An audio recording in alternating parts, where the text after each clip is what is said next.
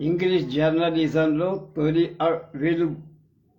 Peoples Friend editor Shri Dampuru Narasayya గారి జీవిత చరిత్ర.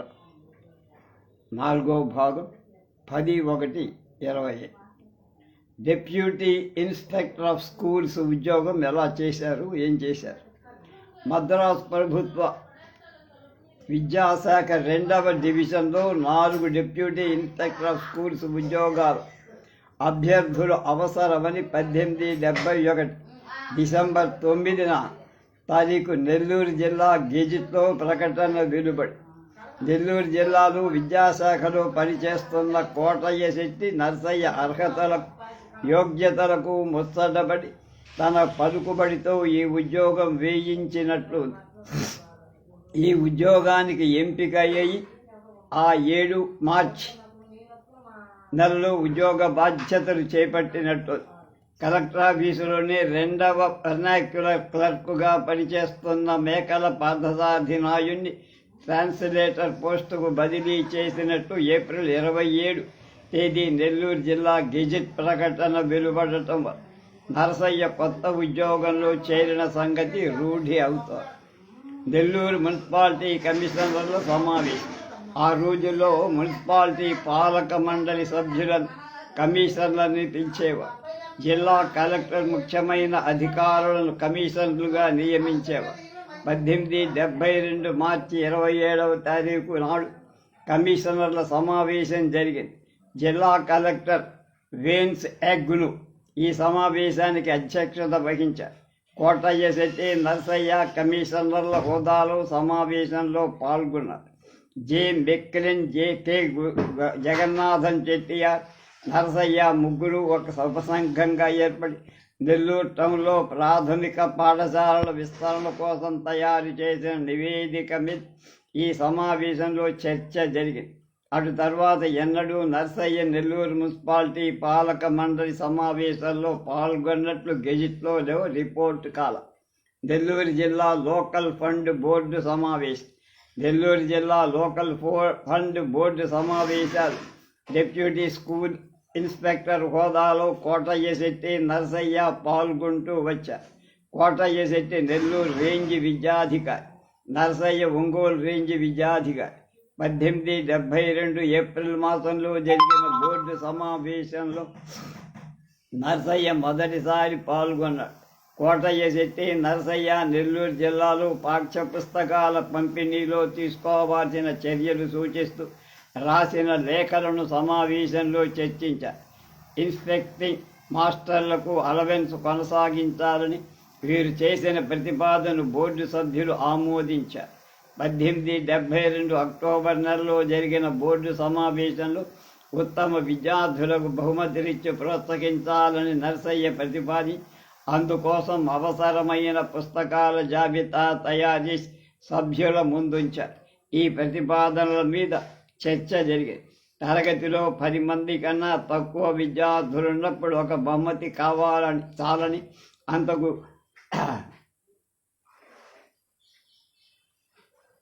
మించి విద్యార్థులున్నప్పుడు 2 బహుమతులు ఇవ్వవచ్చని సభ్యులు తీర్మానించారు. ప్రతి పాఠశాలలో క్రమం తప్పకుండా తరగతులకు హాజరయ్యే ఒక విద్యార్థి బహుమతి ఇవ్వాలని నరసయ్య పేర ప్రతిపాదన కూడా సభ్యుల ఆమోదం పొందేది.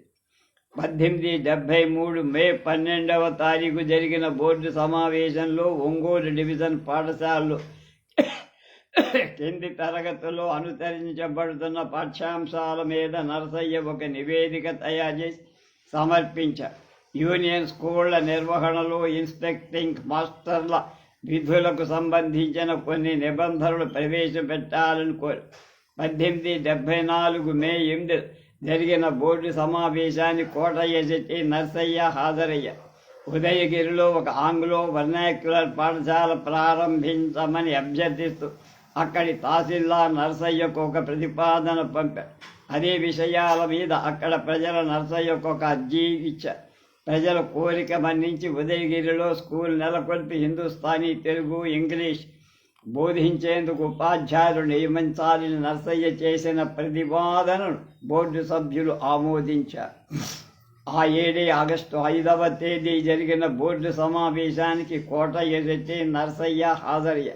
లోకల్ ఫండ్ స్కూళ్లకు ఒక కుటుంబం తాలూకు విశేషం మంది చిన్నవాళ్ళు వచ్చిన జడల మామూలు ఫీజులో సగమే తీసుకునేటట్లుగా ఉత్తర్వు చేయాలని నెల్లూరు డిప్యూటీ స్కూల్ ఇన్స్పెక్టర్ వారు చేసిన దరఖాస్తుకు సభికులలో అనేకులు ఒప్పుకోనందుకు తోసివేయడమై అని ఒక తీర్మానము. కోటయ్య శెట్టి ఈ తీర్మానాన్ని వ్యతిరేకిస్తూ తన అసమ్మతి లిఖితపూర్వంగా తెలియచేశారు. భూస్వామ్య వర్గం నుంచి బోర్డుకు నామినేట్ చేయబడిన 3 సభ్యులు కోటయ్య శెట్టి ప్రతిపాదనను వ్యతిరేకించారు. ఇప్పుడు స్వల్ప విషయాలు తోడుగా తోచే ఈ చిన్న రాయితీల కోసం నిజాయితీగా కృషి చేసిన అధికారులు ఎంత వ్యతిరేకతను ఎదుర్కొన్నారు ఈ సంఘటన సూచిస్తారు. 1875 జూన్ మొదటి వారంలో జరిగిన బోర్డు సమావేశంలో కోటయ్య శెట్టి, నర్సయ్య పాల్గొన్నారు. నర్సయ్య హాజరైన చివరి బోర్డు సమావేశం ఇదే. ఆ తర్వాత నెల్లూరు జిల్లా గెజిట్లో ఆయన పేరు కనపడ. అసైలం ప్రెస్ ఆల్మనాక్లో కూడా 1875 తర్వాత డిప్యూటీ స్కూల్ ఇన్స్పెక్టర్ జాబితాలో నర్సయ్య పేరు లేదు. 1876 నవంబర్ 10 తారీఖు జరిగిన బోర్డు సమావేశంలో ఒంగోలు డిప్యూటీ స్కూల్ ఇన్స్పెక్టర్ హోదాలో సిఎస్ నారాయణరావు, 1879 నవంబర్ 1వ తేదీ సమావేశంలో కుప్పస్వామి అయ్యర్ పాల్గొన్నట్లు గెజిట్లో. నర్సయ్య నెల్లూరు కోర్టు వాంగ్మూలలో before I settled in Madras in April 1881, I was employed in the district అని పేర్కొన్నారు. నర్సయ్యకు తారీఖులు, సంవత్సరాలు అన్ని చిన్న వివరాలు కూడా తప్పిపోకుండా నిర్దిష్టంగా వివరించే అలవాటు. దినచర్యలో ప్రతి విషయం స్పష్టంగా రాశారు. బహుశా గృహ ఛిద్రాలు, ఇతర కారణాల వల్ల 1876-81 మధ్యకాలం తరచుగా సెలవుల మీద ఉండడం, ఆయన స్థానంలో ఇతరులు పనిచేసి ఉంటారని భావించవచ్చు. మొత్తం మీద కోటయ్య శెట్టి సాహచర్యంలో నర్సయ్య నెల్లూరు జిల్లాలో విద్యాభివృద్ధికి పాటుపడి ఆయన జీవితంలో అది ముఖ్యమైన కాలం, వ్యక్తిత్వం రూపుదిద్దుకుంటున్న కాలం. నర్సయ్య ఒంగోలు జీవితం. నర్సయ్య కష్టాలు 1875లో మొదలయ్యాయి. ఉద్యోగ జీవితంలో కుటుంబ విషయాలు అన్ని ఇబ్బందులు. ఈ సమయంలోనే ఆయన సెలవు పెట్టి రెవెన్యూ బోర్డులో ప్రవేశించే ప్రయత్నం చేసినట్టు చెప్పడానికి ఆధారాలు. ఈ ఉద్యోగ విషయంగా నర్సయ్య ప్రయత్నాన్ని తెలియజేసే ఒక ఉత్తరం దొరికి ఆ ఉత్తరం రాసిన వ్యక్తి చేవ్రాలు పోల్చుకొని తెలుసుకోలేకపోయా. ఉత్తరం అనువాదం 19 ఆగస్టు 1870. ప్రియమైన నర్సయ్య, మీ మొదటి ఉత్తరం చదివి దారుణమైన కుటుంబ విషయాలు తెలుసుకొని అవి ఎంతో బాధ కలిగించి 2 సార్లు మీకు ఉత్తరం రాయాలని ప్రయత్నించి రాయలేకపోయి. ఈ పరిస్థితుల్లో మాటలు హాస్యాస్పదంగా ఉంటాయి. మీకు సానుభూతి తెలియచేయటం తప్ప నాకు ఏం రాయాలో తోచడంలో ఈ గాయాల కాలం తప్ప ఏదీ వేన్స్ ఎగ్ను వంటి పలుకుబడి కలిగిన వాడు ఎవరైనా సహాయపడితే తప్ప రెవెన్యూ బోర్డులో ఉద్యోగం సంపాదించాలని మీ ప్రయత్నం నెరవేరడం చాలా కష్టం. మీరు కోరుకునే పదోన్నతి కూడా దేశీయులైన అధికారులకు అండం లేకపోతే చిన్న ఉద్యోగంలో చేరి ఆ హోదాకు చేరుకునే అవకాశాలు చాలా తక్కువ. మెంబర్లంతా సెక్రటరీ మీద విడిచిపెట్ట, ఆయన తనకు ఆశ్రయించుకున్న వాళ్ళ మీద విడిచిపెట్ట. ఈ విషయంలో నేను ఏ విధంగా సహాయపడలేను, క్షమించండి. మర్యాదపూర్వకంగా భవతి. ఉత్తరంలో నర్సయ్య కుటుంబ బాధల ప్రస్తావన. బహుశా నర్సయ్య పెద్దన్న అకాల మరణాన్ని గురించిన ప్రస్తావన అన్న పారసార్థయ్య మరణం తర్వాత తను మద్రాసు వెళ్ళి స్థిరపడాలని యోచించి ఉంటారు.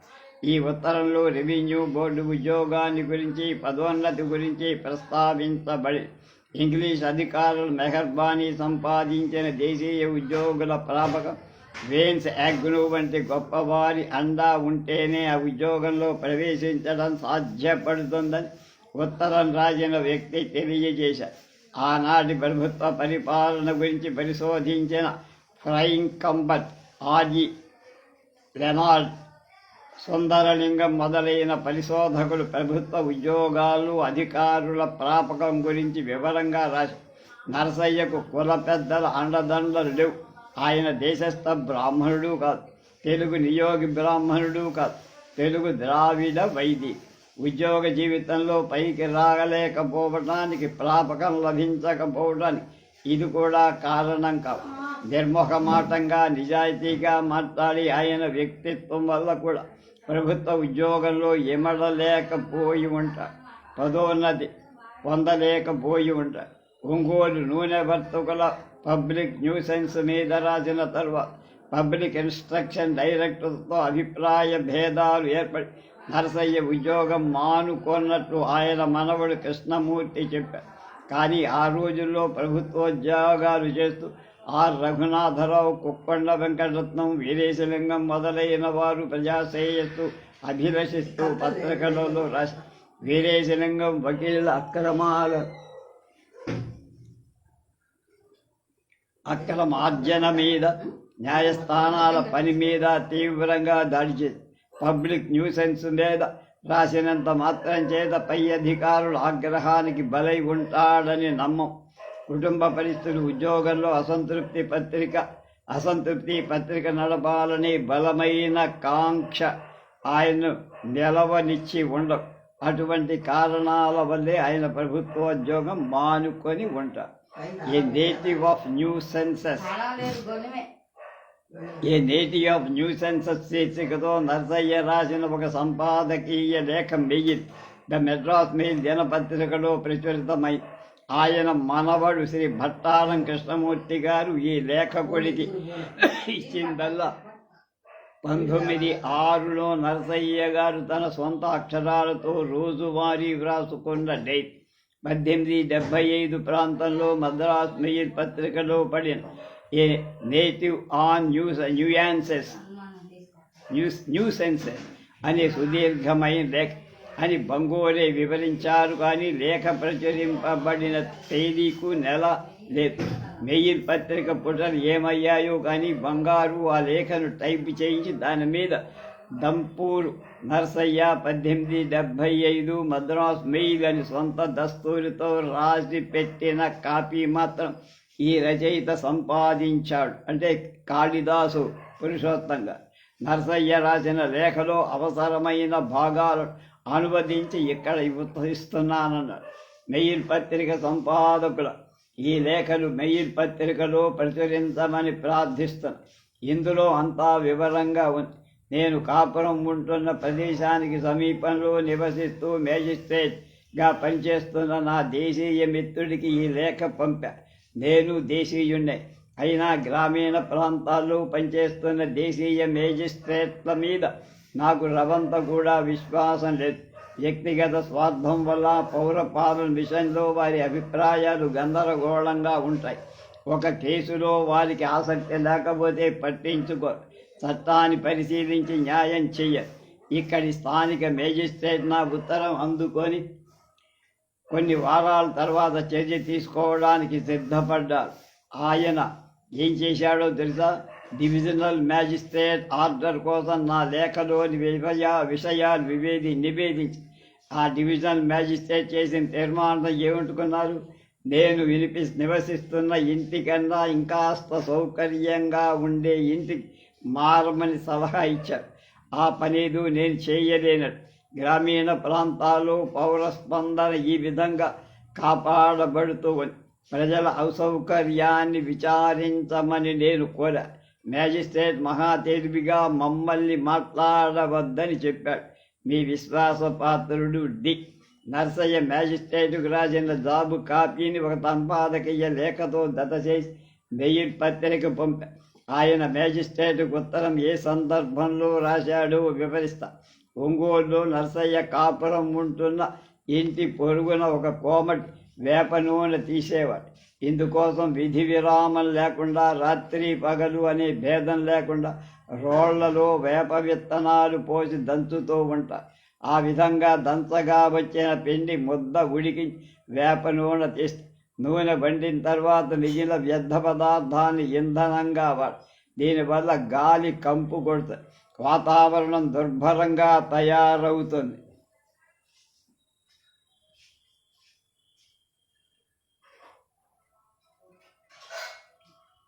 జనసమ్మర్దమైన నివాస ప్రాంతాల్లో వేప నూనె తీసే కార్యక్రమం కొనసాగించడం వల్ల ప్రజల ఆరోగ్యానికి చేటు కలిగే పరిస్థితి ఏర్పడుతుంది. దుర్భరమైన ఈ పరిస్థితి నుంచి విముక్తి కోరుతూ నరసయ్య పోలీసు రిపోర్ట్ ఇస్తా. పోలీసులు విచారించి నరసయ్య రిపోర్ట్ చేసిన విధంగా పరిస్థితి ఉందని అక్కరెన్స్ రిపోర్టు మ్యాజిస్ట్రేట్కు పంపుతుంది. ఆ రిపోర్టును మ్యాజిస్ట్రేట్ బొట్ల దాఖలు చేస్తారు. పోలీసులు పంపిన రిపోర్టు మీద చర్య తీసుకోబడలేదని గ్రహించిన నరసయ్య మ్యాజిస్ట్రేట్కు ఉత్తరం రాస్తారు. పోలీసు పంపిన రిపోర్టు మీద చర్య తీసుకోలేదని విని ఆశ్చర్యపోయారు.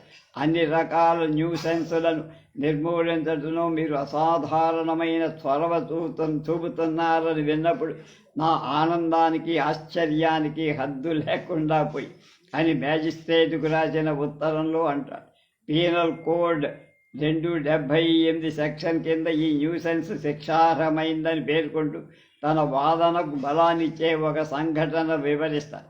మద్రాసు సముద్ర తీరంలో మునిగిపోయిన నౌకలోని బియ్యం తడిసిపోతుంది. ఈ సంఘటన సీనియర్ మేజిస్ట్రేట్ దృష్టికి వస్తుంది. ఆయన తడిసిన బియ్యాన్ని సముద్రంలో కుమ్మరించమని ఆజ్ఞాపిస్తారు. నౌక యజమానికి పెద్ద మొత్తం నష్టం కలిగిన నౌకను మందుగుండు సాగుతో పేల్చేస్తారు. ప్రజాహిత దృష్టిలో ఉంచుకొని చేసిన పని ప్రజారోగ్యానికి నష్టం వాటిల్లే అసహ్యకర పరిస్థితి ఏర్పడితే దయా దాలి వంటి సమావేశాలకు లోను కాకుండా వెంటనే నివారించే బాధ్యత మేజిస్ట్రేట్ మీద ఉందని నరసయ్య తన ఉత్తరంలో హెచ్చరిస్తారు.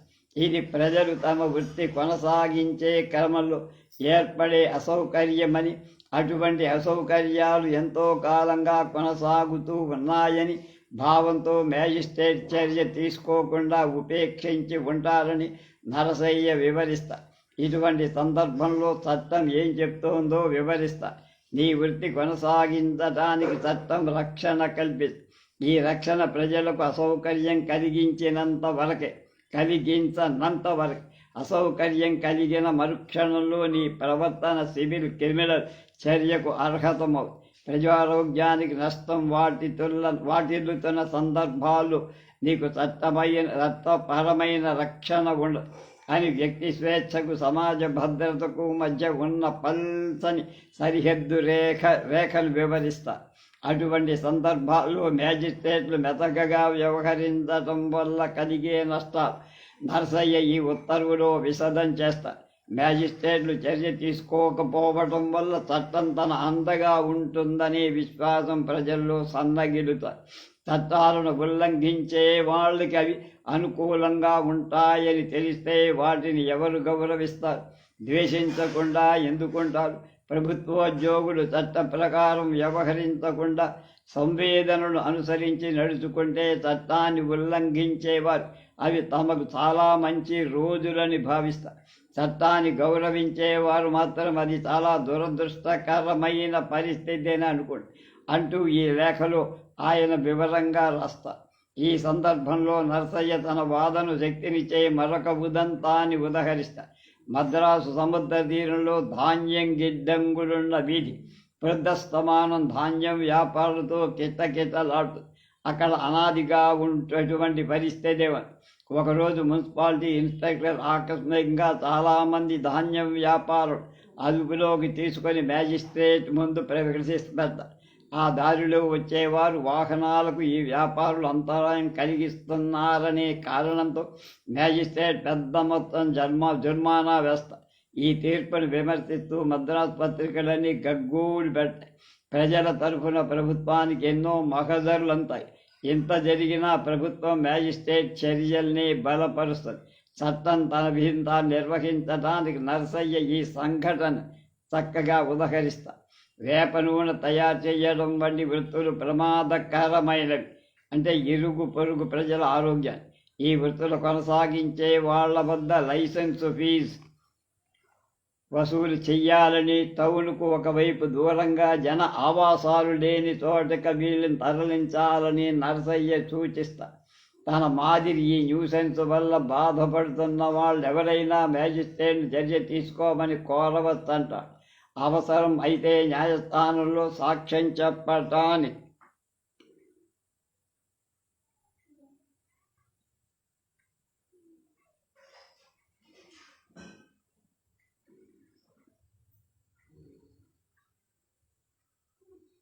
సిద్ధంగా ఉన్నట్టు తెలియజేస్తారు. మ్యాజిస్ట్రేటుకు రాసిన ఈ ఉత్తరంలో నరసయ్య ప్రజల హక్కులకు సంబంధించిన మౌలికాంశాలు ప్రస్తావిస్తారు. వ్యక్తికి సమాజానికి మధ్య వైరుధ్యం ఏర్పడిన వ్యక్తి స్వేచ్ఛ సద్దులను వివరంగా చర్చిస్తారు. సంప్రదాయ వృత్తులు నిర్వహించుకునే క్రమంలో సమాజానికి ఇబ్బంది కలిగితే తీసుకోవాల్సిన చర్యలను వివరిస్తారు. బాధ్యత గల అధికారుల జాలి, దయా వంటి హృదయ దౌర్బల్యాలకు చట్టాన్ని అమలు పరచనప్పుడు ప్రజలకు చట్టం మీద గౌరవం ఉంటుందని హెచ్చరిస్తారు. డివిజనల్ మ్యాజిస్ట్రేట్ హోదాలో ఉన్న బాధ్యత గల ప్రభుత్వాధికారి నరసయ్య వంటి విద్యాధికులతో ప్రవర్తించిన ఈ ఉత్తరం రాయటానికి ప్రేరణ ఇచ్చి ఉంటుంది. అనాదిగా ప్రభుత్వాధికారులు చట్టాన్ని గౌరవించే సామాన్య ప్రజల విషయం నడుచుకునే ధోరణికి వ్యవహారం ఒక మత్తు తనక. ఈ లేఖ ఒక తెలుగువాడు వాతావరణ కాలుష్యం మీద రాసిన మొదటి రచన అని బంగోరే అభిప్రాయపడి ప్రజలకు అసౌకర్యం కలిగించే ఇటువంటి విషయాల మీద పత్రికలో లేఖలు ప్రచురించే సంప్రదాయం మొదటి నుంచి ఉంది. ప్రజా సమస్యల మీద నరసయ్య స్పందించిన తీరుకు ఈ లేఖ ఉదాహరణ. పీపుల్స్ ఫ్రెండ్లో ఈ ధోరణి ఆయన కొనసాగించి విశ్రాంతి వేళల్లో పుస్తక పఠనం, నరసయ్య వ్యసనం, వేప నూనె తయారీలో వెలువడే దుర్వాసనతో పాటు విధిరమరామం లేకుండా వేప విత్తనాల దంపకం వల్ల ఆయన ఏకాంత పఠనానికి భంగం కూడా కలిగి ఉంటుంది. ఆయన ఎంత ప్రశాంత వాతావరణాన్ని, ఏకాంతాన్ని కోరుకుంటాడు, దానికి భంగం కలిగితే ఎంత చిరాకు పడతాడు. తన దినచర్యలో ఇలా రాసుకున్నాడు. Dinner cooked and eaten by 12 noon. Reading till 3 p.m.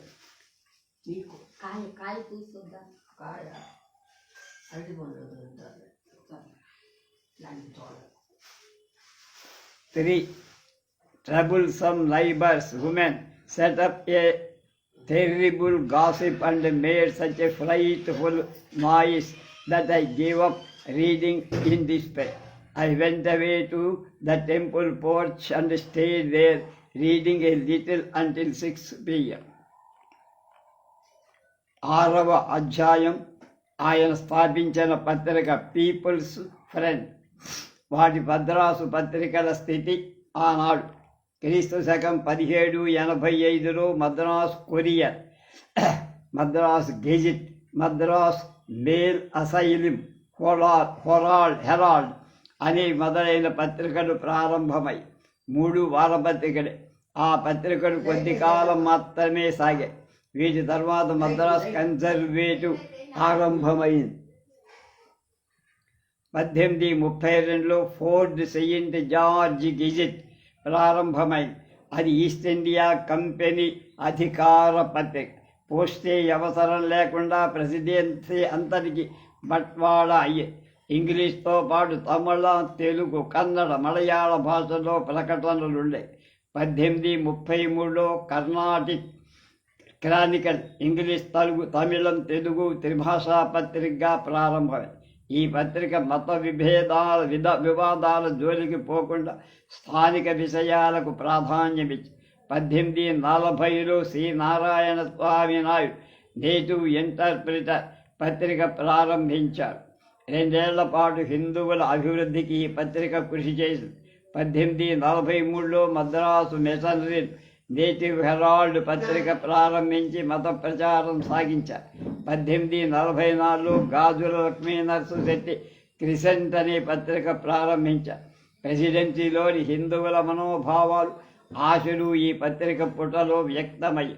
పత్రిక ఆర్థికంగా నిలదొక్కుకోవడానికి లక్ష్మీ నరసింహశెట్టి మద్రాసు సంపన్న వర్గాల ప్రముఖులు భాగస్వాములుగా తీసుకొని ఈ పత్రిక సుమారు 20 సంవత్సరాలు సమాజానికి ఉపయోగకరంగా కొనసాగి మూతబడి క్రిసెంట్ నిలిచిపోయిన తర్వాత దాని ఆశయాలు ముందుకు తీసుకువెళ్ళటానికి హిందూ క్రానికల్ ప్రారంభమే.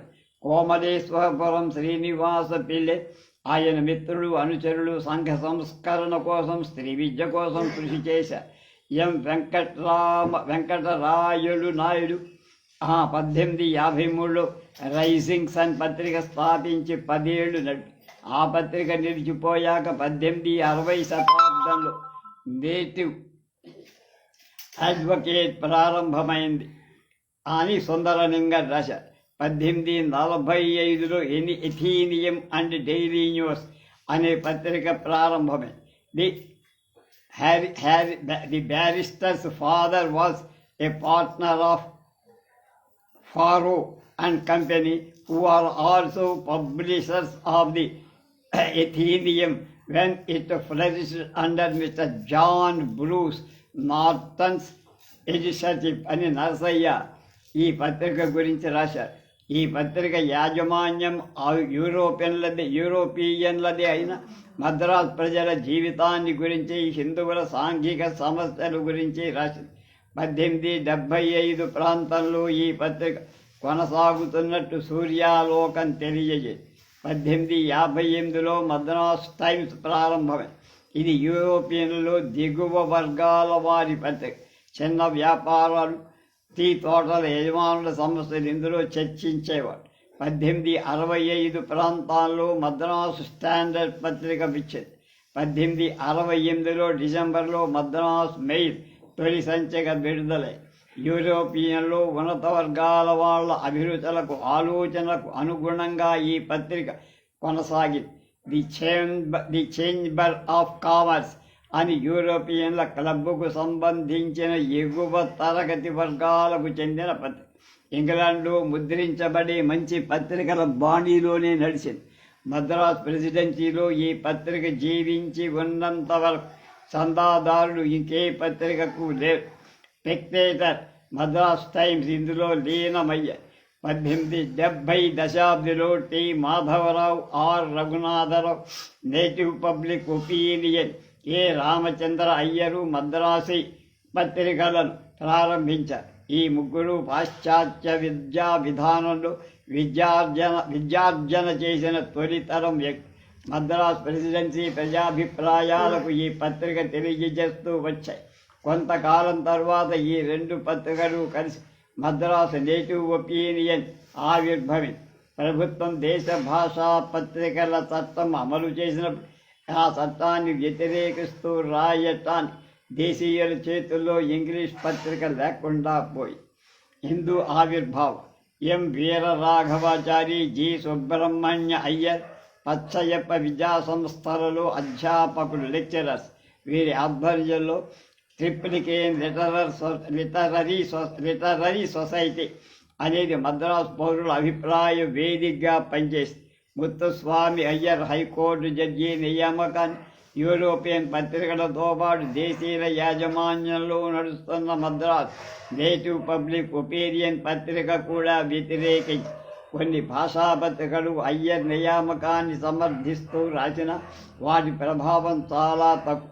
1877లో మద్రాసు ప్రెసిడెన్సీ మొత్తం మీద 13 దేశ భాషా పత్రికలు మాత్రమే ఉన్నాయి. వాటి సర్క్యులేషన్ 4000కు మించి లేదు. ఆంగ్లో ఇండియన్ పత్రికల విమర్శను ఎదుర్కోవడానికి, స్థానికుల అభిప్రాయాలు తెలియజేయడానికి ఒక ఇంగ్లీష్ పత్రిక కావాలనే తీవ్రమైన కాంక్ష హిందూ ఆవిర్భవించి 1878 సెప్టెంబర్ 20 హిందూ వార పత్రికగా ప్రారంభమైంది. ఎం వీరరాఘవాచారి, జి సుబ్రహ్మణ్య అయ్యర్ వారి 4 మిత్రులు ఈ పత్రిక ప్రారంభించారు. దీనికి సుబ్రహ్మణ్య అయ్యర్ సంపాదకుడు, వీరరాఘవాచారి ప్రచురణకర్తగా వ్యవహరించి హిందూ 1883లో ట్రై వీక్లీ అయింది. 1889లో దినపత్రికగా మారేది. 1881లో భాష్యం అయ్యంగార్ అధ్యక్షత మద్రాసు నేటివ్ అసోసియేషన్ కొంతకాలం క్రియాశీలంగా పనిచేసింది. ప్రభుత్వం ఈ సమాజ వ్యవహారాలను అనుమానించడంతో చాలామంది అందులో సభ్యత్వం తీసుకోవడానికి వెనుకంజ వేసింది. 1884లో మద్రాసు మహాజన సభ ఏర్పడేదాకా మద్రాస్ మేధావుల వాణి వినిపించడానికి హిందూ ఒక పత్రిక ఒక వేదిక.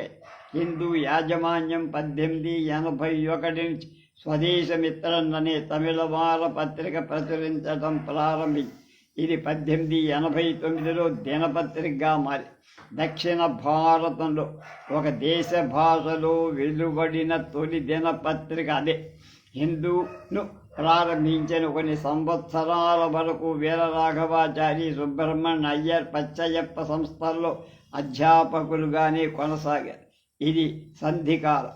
దేశీయుల యాజమాన్యంలో పత్రికలు ఔత్సాహిక దశను దాటి నిర్వాహకులు పూర్తికాలం వినియోగించాల్సిన స్థితికి చేరుకుంటున్న సమయం. దేశీయ పత్రికలు అనేక సమస్యలతో సమతమవుతున్న కాలం. పాఠకుడు చందాలు సక్రమంగా చెల్లించకపోవడం, ప్రభుత్వం నుంచి ఏ విధమైన సహాయ సహకారాలు అందకపోవడం, ఇంగ్లీష్ వారు నడిపే పత్రికలలో పోటీ పడాల్సి రావడం, దేశీయ వ్యాపార వర్గాలు స్థానికులు ఈ పత్రికలో పెట్టుబడులు పెట్టకపోవడం, పత్రికా నిర్వాహకులు పూర్తి కాలాన్ని పత్రికల కోసం వినియోగించలేకపోవడం వంటి పరిస్థితులు దేశీయ పత్రికలు నిలదొక్కుకోలేకపోవటానికి కారణం. ఇందుకు భిన్నంగా యూరోపియన్ యాజమాన్య పత్రికలు సమర్థంగా నిర్వహించి యూరోపియన్ పత్రికా నిర్వహణకు ఒక వృత్తి, వ్యాపారం, ప్రభుత్వం అండదండలు ఉండనే ఉండవు. ఈ పరిస్థితిలో ఇంగ్లీషు విద్య అభ్యసించిన వాళ్ళు పత్రికా రంగం ఆకర్షించలేకపోయి కొందరు విద్యావంతులు పత్రిక ప్రారంభించి ఉద్యోగ పర్వంలో పదోన్నతి సాధించడానికి నిచ్చెన మెట్లుగా వాడుకున్నారు. కొంతమంది యువకులు మాత్రం ఉద్యోగాలు మానుకొని దేశభక్తితో గొప్ప ఆదర్శాలతో పత్రిక నడపటానికి ఉద్యమించారు. అధ్యాపకులు, వకీళ్లు, ప్రభుత్వ ఉద్యోగులు పత్రికా రంగంలో ప్రవేశించారు. హిందూ ప్రారంభమైన తర్వాత 1880 శతాబ్దంలో భారతీయ సమాజంలో ఇంగ్లీష్, తమిళం, తెలుగు మొదలైన దేశ భాషలో పత్రికా ప్రచురణ ఊపందుకు. కొన్ని పత్రికలు ఇంగ్లీష్, దేశ భాష రెండిట్లో వెలువడుతూ వచ్చాయి. అదే సమయంలో మతపరమైన పత్రికలు వచ్చాయి. జిల్లాలు దేశ భాషలో పత్రికా ప్రచురణ ప్రారంభమైంది. ఆ కాలంలో జర్నలిజం సామాజిక రాజకీయ అంశాలతో ముడిపడి ఉంది.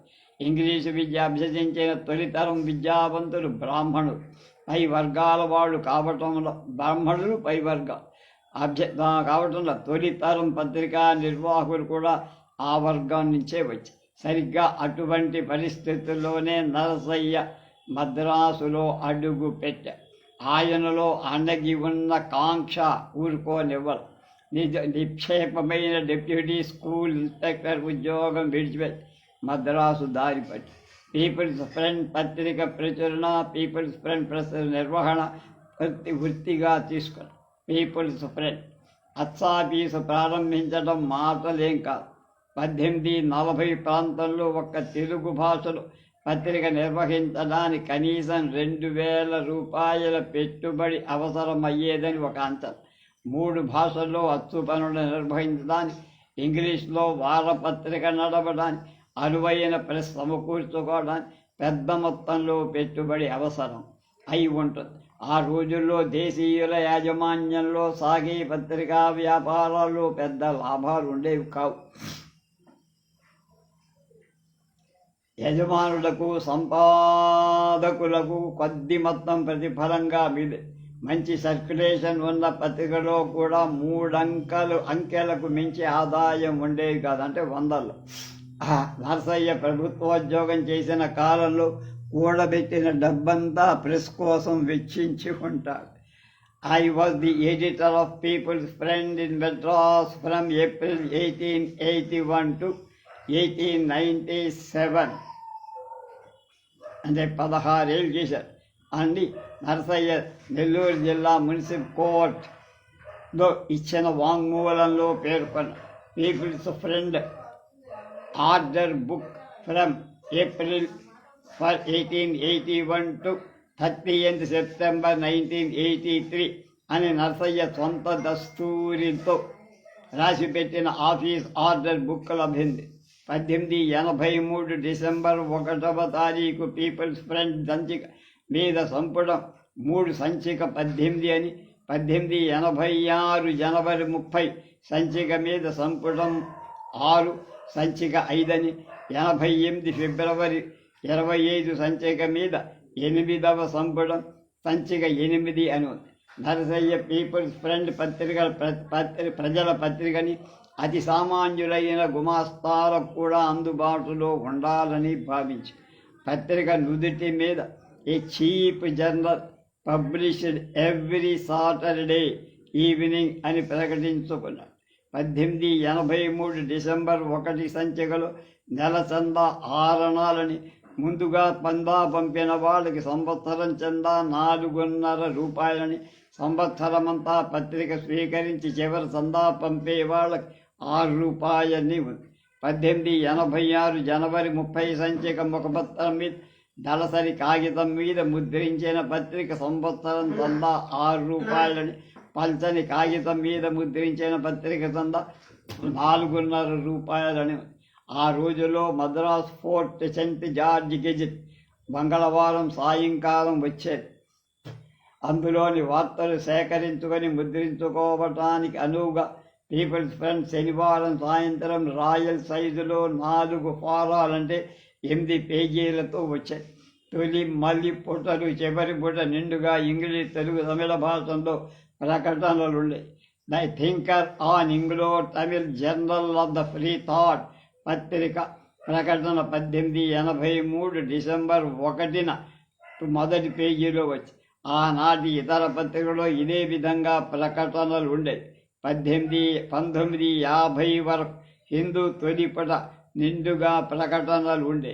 నరసయ్య పత్రిక తీసుకురావడంతో పాటు పుస్తక ప్రచరణ, విక్రయం కూడా సాగించారు. ఇంగ్లీష్, తమిళం గ్రంథ లిపులలో పుస్తక ప్రచరణ, job work, People's Fund Library పేర పుస్తక విక్రయం కొనసాగించారు. ప్రభుత్వ చట్టాలు, రెగ్యులేషన్స్కు సంబంధించిన పుస్తకాలు, తెలుగు, తమిళ ప్రాచీన కావ్యాలు, సాహిత్య గ్రంథాలు, బ్రహ్మ సమాజ గ్రంథాలు, పాఠ్య పుస్తకాలు, గైడ్లు, పాత పుస్తకాలు, రఘునాథరావు ఇతర సంస్కరణవాదుల గ్రంథాలు పీపుల్స్ ఫ్రెండ్ లైబ్రరీ ద్వారా విక్రయం అయ్యేవి. అమ్ముడు నరసయ్య రచించిన essentials of first book of English grammar in easy Telugu అనేటువంటిది ఈ సంస్థ విక్రయించే పుస్తకాల జాబితాలో ఇది వ్యవహారిక భాషలో రాయబడిన తొలి తెలుగు పాఠ్య పుస్తకాలలో ఒకటి. Times of India, statesman, Hindu మొదలైన పత్రికలో ప్రచురించబడిన వార్తలు పీపుల్ ఫ్రెండ్లో ధారాళంగా పునర్ముద్రణ పొందాయి. ఆనాటి భారతీయ పత్రికలు, ముఖ్యంగా చిన్న పత్రికలు, సోదర పత్రికల నుంచి, విదేశీ పత్రికల నుంచి వార్తలు సేకరించి ప్రచురించాయి. ఆంగ్లో ఇండియన్ పత్రికలు కూడా ఈ పద్ధతిని అనుసరించాయి. ఒక్క మెయిల్ పత్రికకు తప్ప మద్రాసు నుంచి వెలువడే ఇతర పత్రికలు నేటివ్ న్యూస్ సర్వీస్ సౌకర్యం ఉండేది కాదు. విద్యావంతులైన స్థానికులు రాసిన వార్తలు, వ్యాసాలు, లేఖలు అన్ని పత్రికలు ప్రచురించాయి. ఈ పత్రికకు ప్రత్యేకంగా విలేకరులు ఉండేవాళ్ళు కాదు. పీపుల్స్ ఫ్రెండ్ 3వ పుటలో ఎకనాలజ్మెంట్ శీర్షికలో ఆ వారం కొత్తగా చందాదారులైన వాళ్ళ పేర్లు కనిపించాయి. 1883 డిసెంబర్ 1 సంచికలో సుమారు 32 మంది కొత్తగా చందాదారులైన వాళ్ళ పేర్లు. ఆంధ్రప్రదేశ్లో కర్నూలు, కోయిలగుంట, పొంగనూరు చందాదారులైన 4 చందాదారులయ్యారు. వారిలో ఒకరు ముస్లిం, మిగిలిన చందాదారులు దాదాపు తమిళ దేశానికి చెందారు. 1-2 కేరళ. 1886 ఫిబ్రవరి 25వ సంచికలో 15 మంది గ్రామీణ ప్రాంతాల నుంచి చందాలు పంపిన వాళ్ళ పేర్లు. నెల్లూరు జిల్లా ఇందుకూరుపేట నుంచి ఒకరు, ఒంగోలు, అనంతపురం, భద్రాచలం, సికింద్రాబాద్, ఒరిస్సా, కేరళ ప్రాంతాల నుంచి ఒక్కరు ఉన్నారు. మిగతా వారు తమిళ గ్రామీణ ప్రాంతాల వారు. వీళ్లలో కొద్దిమంది ముస్లింలు, క్రైస్తవులు కూడా. 1883 డిసెంబర్ 1 సంచి పీపుల్స్ ఫ్రెండ్స్ మధ్యపుట 4 కాలాలుగా విభజించబడి 3వ పుట మొదటి కాలంలో ప్రకటనలు. ఆ పుటలోనే చందాదారులకు ఉద్దేశించి నరసయ్య చేసిన సుదీర్ఘ విన్నపం సంగ్రహ అనువాదం. సహృదయ పాఠకులారా, పీపుల్స్ ఫ్రెండ్ 3 సంవత్సరాల నుంచి పూర్తవుతారు. ఈ పత్రిక యజమాని, సంపాదకుడు, పాఠకుల అవసరాలను దృష్టిలో ఉంచుకొని చెయ్యగలిగినంత చేశారు. దక్షిణ భారతంలో పత్రికా నిర్వాహకులు చాలా సమర్థంగా పనిచేస్తే పాఠకుల్లో ఉత్సుకత మేల్కొల్పడం సాధ్యం కాదు. దళసరి కాగితం మీద పత్రిక అచ్చువేయాలని అభిప్రాయంతో సంవత్సరానికి 2 అణాలు అదనంగా చందా చెల్లించమని విన్నవించుకున్నాం. ఇందుకు మా చందాదారులు ముందుకు రాలేదని చెప్పడానికి విచారిస్తాం. దళసరి కాగితం మీద ముద్రిస్తే పత్రిక ఎంత ముచ్చటగా ఉందో మా పాఠకులు గ్రహించినట్టు లేదు. మాకు పెద్ద సర్క్యులేషన్ ఉంది. అది రోజు రోజుకు వృద్ధి చెందుతున్నందున మేము అందిస్తున్నాం. పాఠకులు మా పత్రికను ఇష్టపడుతున్నారని అందువల్ల స్పష్టంగా తెలుసు. ఎన్నో కష్ట నష్టాలు భరించి పాఠకుల అభిప్రాయాలకు అనుగుణంగా పత్రిక సాహిత్య స్వరూపాన్ని తీర్చిదిద్దుతున్నా. మేము పెట్టే ఖర్చులో వ్యాసాల కోసం నెల చెల్లించే మొత్తం కూడా తక్కువేం కాదు. అందించగలిగినంత సహాయం అందించవలసిందిగా మా మిత్రులను ప్రార్థిస్తున్నాం.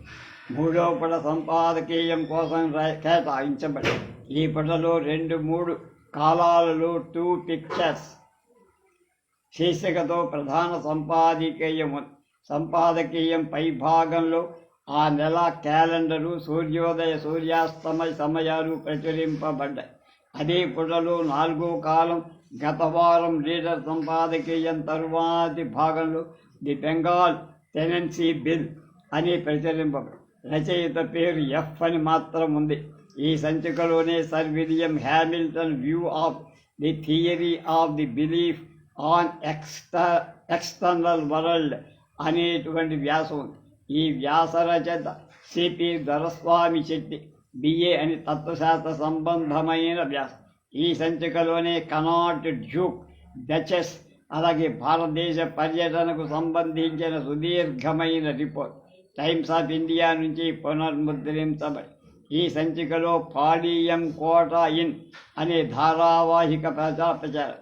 ఈ ధారావాహిక పీపుల్స్ ఫ్రెండ్లో చాలా కాలం ప్రచురించబడినట్లు అర్థమవుతుంది. ఈ సంచికలో 1826 సంఘటనలు వివరించబడి తిరునల్వేలి జిల్లా తిరునల్వేలి పాడియం కోట కేంద్రంగా క్రైస్తవ మసీదుల అనుభవాలు, పథ ప్రచారం, ఉత్తమ పురుషులు వివరించబడి ఈ సంచికలోనే కళలూరు ప్రభుత్వ కళాశాల బహుమతి ప్రధానోత్సవం మీద సుదీర్ఘమైన నివేదిక కూడా ఉంది.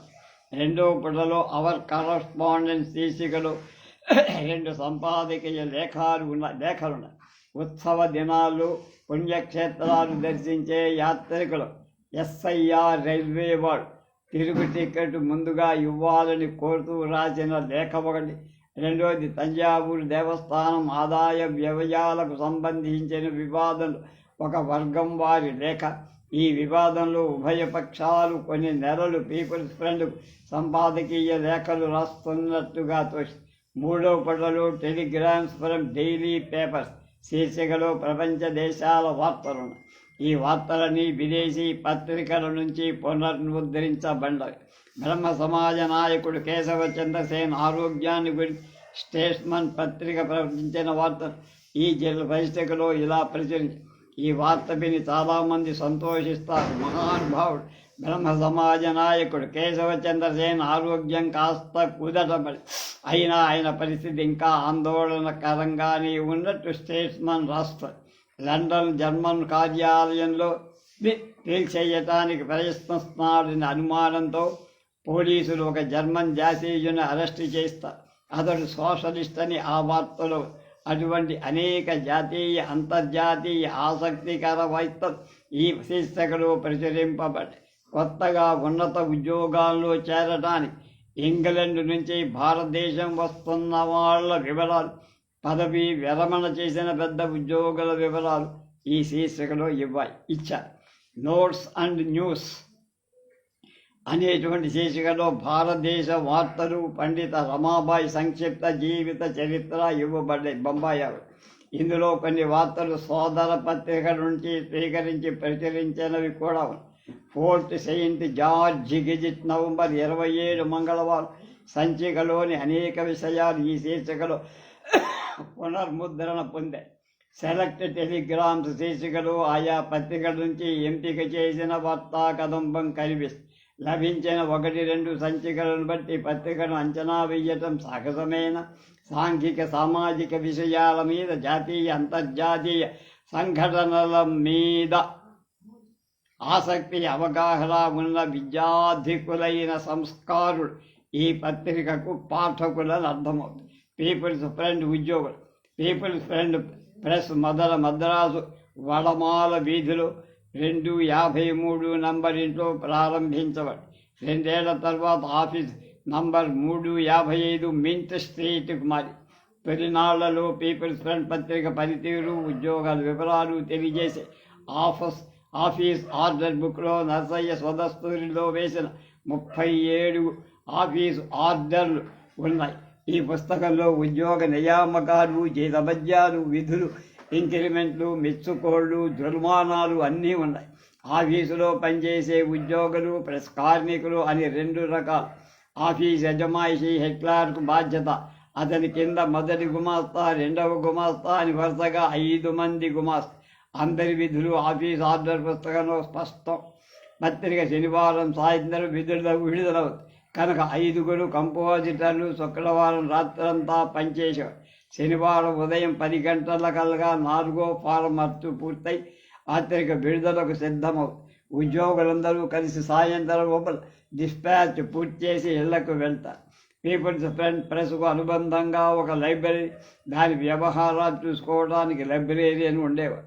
పుస్తకాలకు కేటలాగులు తయారు చేయడంలో పాటుగా పీపుల్స్ ఫ్రెండ్ లైబ్రరీ పేరుతో నర్సయ్య నిర్వహించిన పుస్తక విక్రయ సంస్థ పనులు కూడా ఈ లైబ్రరీని చూసుకునేవాడు. ప్రెస్ డిపార్ట్మెంట్లో ఒక సూపరింటెండెంట్ ఉండేవాడు. ఇతనికి ప్రూఫ్లు చూడటం మొదలైన బాధ్యతలు. అతని సహాయంగా ప్రూఫ్ లీడర్లు ఉండేవారు.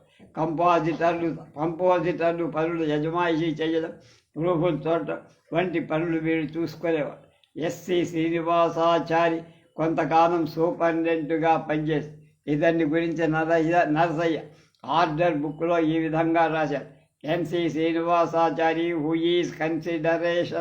Who is in consideration of the possessing some knowledge of 44 languages, English, Telugu, Tamil and Sanskrit appears to be much better fitted to supervise the printing business of various kinds in this office, whose salary will be present at 9 rupees a month. Office order 12th dated 8/1/8082. Telugu తమిళ గ్రంథ vernacular foreman Rajagopalan నెల జీతం 9. అతని పేదరికాన్ని దృష్టిలో ఉంచుకొని నర్సయ్య రోజుకు 5.5 అణాల జీతం ఏర్పాటు చేశారు. పేపర్ బాయ్స్, చందా వసూలు చేసే ఉద్యోగుల చిల్లర ఉద్యోగులు కొంత. వీరిలో బుల్లర్ అనే చిన్న ఉద్యోగి ఉండేవాడు. అతని జీతం నెలకు 3. మరి వారు చేసే తప్పులను నర్సయ్య ఆఫీస్ ఆర్డర్ ద్వారా వారి దృష్టికి తీసుకొచ్చేవాడు. వాళ్ళని మందరించి సరిదిద్దే ప్రయత్నించడం, జరిమానా విధించడం, ఉద్యోగి ప్రాధేయపడితే క్షమించి మళ్ళీ పదవిలో చేర్చుకోవడం ఆయన అనుసరించిన ఆఫీస్ పాలనా పద్ధతి. క్రమశిక్షణతో పనిచేసే ఉద్యోగులకు ప్రోత్సహిస్తూ ఆఫీస్ ఆర్డర్లు రాశారు. అటువంటి వారి జీతం వృద్ధి చెందడం కూడా కనిపిస్తుంది. విశ్వనాథయ్య ఎఫ్ఏ పాస్ అయిన సంగతి తెలిసి ఆఫీస్ ఆర్డర్ ఈ విధంగా రాశారు. Viswanathayya having passed the FA exam and that somewhere in the middle of the list the undersigned is willing to think it just to encourage him by giving a slight increase, not in of the service as he has already done, but with a view to attach a pay somewhat more suitable to one of his educational attainment. He will draw accordingly ₹12 with effect from 1st February 1880. Office order number 2 dated 2/2/1882. Office ఆర్డర్ల సబిటర్ ప్రస్తావన లేదు. పత్రికంతా ఒంటి చేత్తోనే నడిచే సాంప్రదాయం కొనసాగిన రోజులు. నర్సయ్య ప్రభుత్వాధికారులకు పంపిన లేఖలు చేవరాలు చేసి కింద ప్రొఫైసర్ పీపుల్స్ ఫ్రెండ్ అని రాసేవాడు.